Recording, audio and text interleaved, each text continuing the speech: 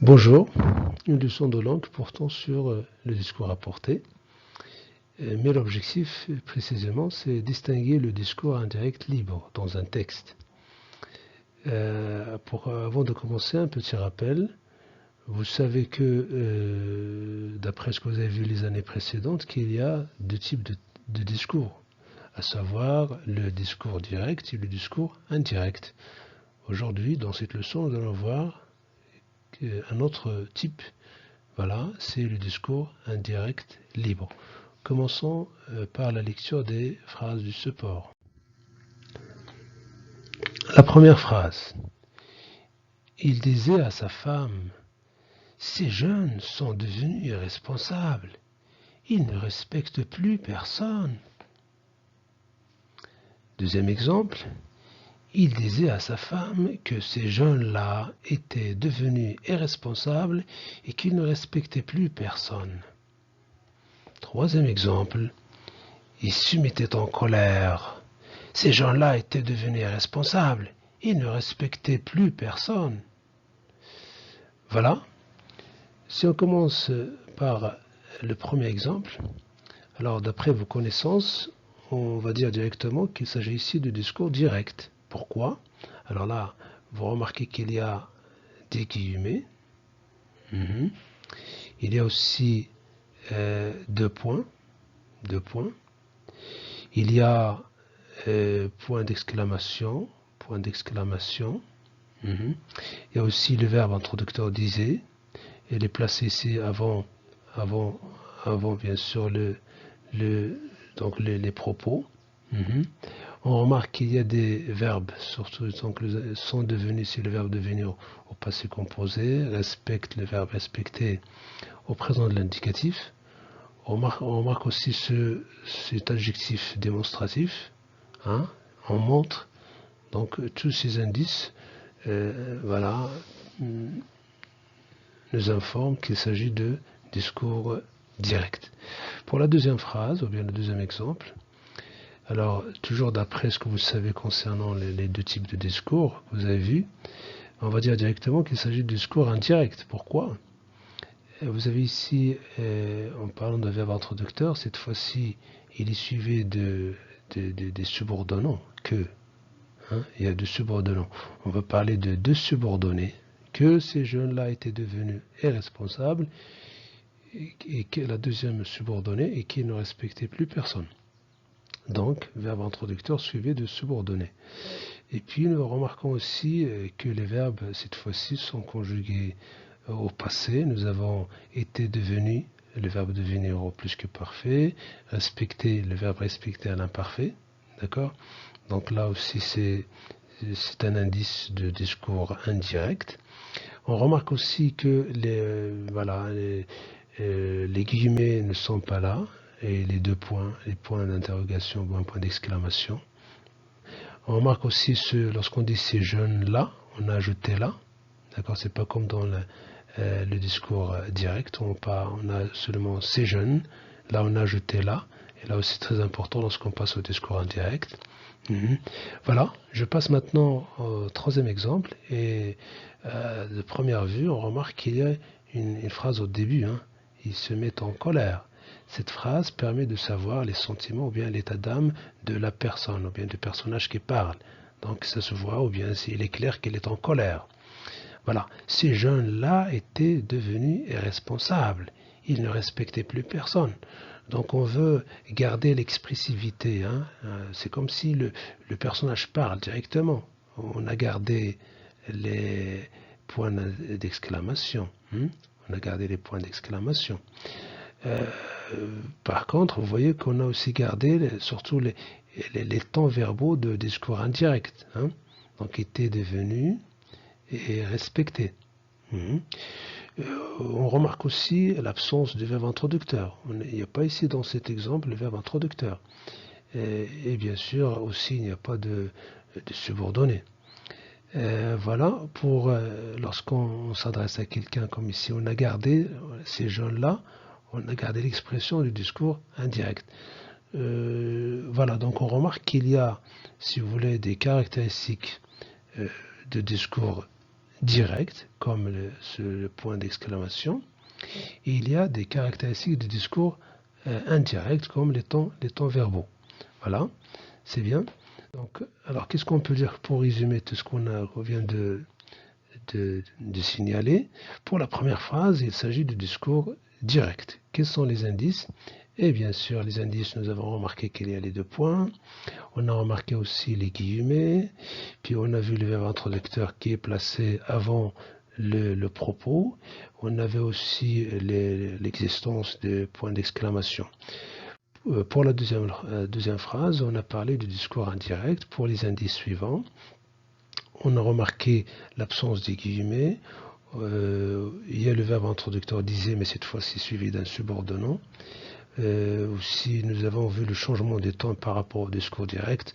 Nous avons vu que les verbes devenir et respecter sont conjugués au passé, alors que ce n'était pas le cas dans le discours direct.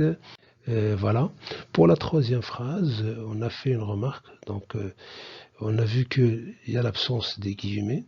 Il y a aussi donc des points d'exclamation. Et les temps verbaux sont les temps de discours indirect. Nous avons vu que le verbe introducteur et le subordonnant sont absents. Oui, voilà.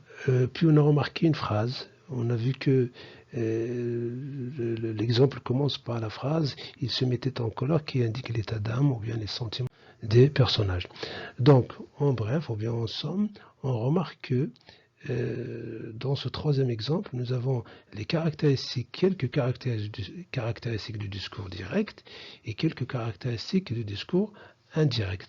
Donc, d'après ces remarques, on peut dire qu'il s'agit d'un autre type de discours, un type, attention, intermédiaire. Pourquoi on dit intermédiaire? Parce que, comme on vient de le dire, on trouve, si vous voulez, quelques caractéristiques du discours direct et quelques caractéristiques du discours indirect. Alors, ce nouveau type, voilà, c'est ce qu'on appelle le discours indirect libre. Quelles sont les caractéristiques de ce type de discours? Alors, première caractéristique, c'est qu'il ne contient pas de verbe introducteur de parole. On va trouver des verbes introducteurs pour ce genre de discours. Deuxième caractéristique, comme on a vu, il n'y a pas de proposition subordonnée, il n'y a pas de subordonnant. Nous avons seulement des propositions indépendantes. Troisième caractéristique, les temps verbaux sont conjugués au passé, c'est-à-dire les temps verbaux comme dans le discours indirect, qu'on trouve souvent dans le discours indirect. Et puis nous avons aussi, on a remarqué la présence de la troisième personne et bien sûr tous les indices de la troisième personne, qu'ils soient troisième personne de pluriel ou du singulier. Une autre caractéristique, c'est l'emploi d'une ponctuation expressive. On veut garder l'expressivité comme si c'était le cas dans le discours direct. Autre caractéristique, voilà les marques de l'oralité. Lorsqu'on dit l'oralité, ça permet justement toujours de garder l'expressivité de celui qui parle. Donc nous avons ah, oui, non, ben, bien sûr. Tout ça, ce sont des marques de l'oralité. On a aussi remarqué que dans ce type de discours, il n'y a pas de guillemets, il n'y a pas de deux points. Et puis nous avons remarqué aussi les indicateurs spatio-temporels de récit, comme si c'était dans le cas dans le discours indirect. Aussi autre chose, ce type de discours vient souvent après une phrase ou au discours direct, ou bien une phrase qui indique les sentiments de personnage. Voilà. Donc, à quoi sert ce discours indirect libre? Ce discours indirect libre permet de garder l'expressivité des propositions. C'est comme dans le discours direct. Il ne crée pas de rupture dans le récit. C'est difficile à distinguer dans un récit. Est-ce que c'est vraiment le discours ou le récit? Ça pose problème parfois. Il permet au narrateur aussi de mêler sa voix à celle du personnage. C'est difficile aussi de distinguer qui est le narrateur et qui est le personnage dans le texte. Voilà, c'est bien. Passons maintenant à cette application. On va lire. Ce passage est au discours indirect libre. Relevez les indices qui le montrent. On va lire le texte. Il se tenait assise, les mains croisées sur son sac assorti, souriante, hochant la tête, apitoyée. Oui, bien sûr, il avait entendu raconter. Il savait comme l'agonie de leur grand-mère avait duré, c'est qu'elle était si forte. Pensez donc, elle avait conservé toutes ses dents à son âge. Et Madeleine, son mari, Ah, les hommes, s'ils pouvaient mettre au monde des enfants, ils n'en auraient qu'un seul. Bien sûr, ils ne recommenceraient pas deux fois. Sa mère, la pauvre femme, le répétait toujours. Alors, donc on vous dit directement qu'il s'agit de discours indirect libre et on vous demande les indices. Hein, on veut les indices. Alors, quels sont les indices qui permettent de dire qu'il s'agit d'un discours indirect libre? Alors, donc déjà, vous remarquez ce qu'on appelle, et ce qu'on a dit tout à l'heure, l'absence de verbe introducteur. Vous n'allez pas trouver ici un verbe introducteur. D'accord? Et puis, on peut aussi, en parlant des marques de l'oralité, hein, vous avez ce oui, bien sûr, hein, bien sûr. On parle aussi donc, pensez donc, ah, les hommes, tout ça, ce sont des marques de l'oralité. Vous remarquez aussi que les verbes sont conjugués au passé. Vous avez donc ici l'avait entendu plus que parfait, avait duré plus que parfait.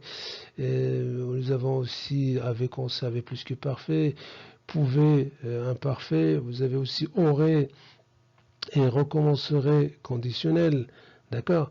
Nous avons aussi fait attention à la phrase, comme on a dit tout à l'heure, toujours le discours indirect libre, il vient après une phrase qui permet d'indiquer les sentiments ou bien l'état d'âme de la personne qui parle. Nous avons, il se tenait assise, les mains croisées sur son sac assorti, souriante, hochant la tête apitoyée.